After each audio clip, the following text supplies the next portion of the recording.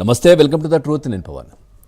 ప్రపంచ దేశాలపై Trump tariff war మొదలుపెట్టారు.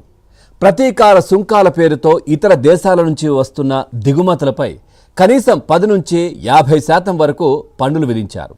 మిత్ర దేశాలు కావచ్చు, శత్రు దేశాలు అనే ఎట్లాంటి తేడా లేకుండా ఓ పెద్ద బోర్డు పట్టుకొని మనం చూసాం. ఆయన మీడియా సమావేశంలో దీనికి సంబంధించి ఎక్స్ప్లెయిన్ చేస్తున్న సమయంలో ఒక పెద్ద బోర్డును చేతిలో పట్టుకొని ఏ దేశం పైన ఎంత టారిఫ్ విధిస్తున్నామనేది చాలా క్లియర్గా వివరించారు.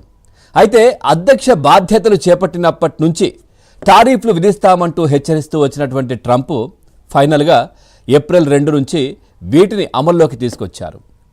ఇక భారత్ పైన ట్రంప్ 26% టారిఫ్లు విధించారు. మోదీ ట్రంప్ మధ్య మంచి స్నేహం ఉన్న make in America great again నినాదానికే ట్రంప్ కట్టుబడి ఉన్నట్లుగా పూర్తిగా కనిపిస్తూ ఉంది. దీంతో భారత్ను వదలకుండా ట్రంప్ టారిఫ్ వడ్డించారు. అయితే ట్రంప్ తీసుకున్న నిర్ణయం ప్రపంచ దేశాల మధ్య వాణిజ్య యుద్ధం తలెత్తే అవకాశం కూడా ఉందా అనే అనుమానాలు కూడా వ్యక్తమవుతా ఉన్నాయి. మోదీ ట్రంప్ మంచి ఫ్రెండ్స్, ఇరు దేశాల మధ్య మంచి సంబంధాలే ఉన్నాయి. అయినా కూడా ట్రంప్ భారత్ పైన 26% టారిఫ్లు విధించారు. దీన్ని ఎలా చూడాలి? ట్రంప్ టారిఫ్ భారత్పై ఎలాంటి ప్రభావం చూపిస్తుంది? ఇప్పుడు ఫార్మా రంగం పైన టారిఫ్లు విధిస్తున్నామంటున్నారు. ఇది ఎవరికి నష్టం కలిగిస్తుంది? ఇటు రష్యా, సౌత్ కొరియాపై ఎలాంటి టారిఫ్లు విధించలేదు. ట్రంప్ మాటలు పట్టించుకోకుండా ఉక్రెయిన్పై రష్యా యుద్ధాన్ని కొనసాగిస్తోంది. అలాంటిది రష్యాపై ట్రంప్ టారిఫ్ విధించకపోవడాన్ని ఎలా చూడాలి?